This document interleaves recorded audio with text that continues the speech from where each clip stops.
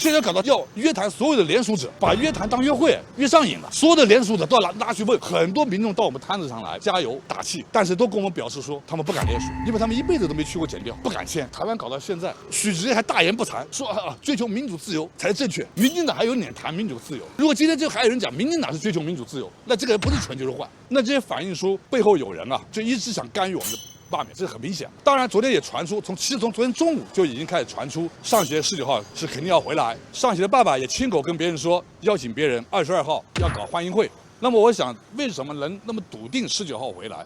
那这里面是不是我合理推测，双方是不是有协商？那今天早上，许直接也发了脸书，他也很肯定的说，欢迎这个徐尚贤或者徐国强父子认错改进，然后争取轻判。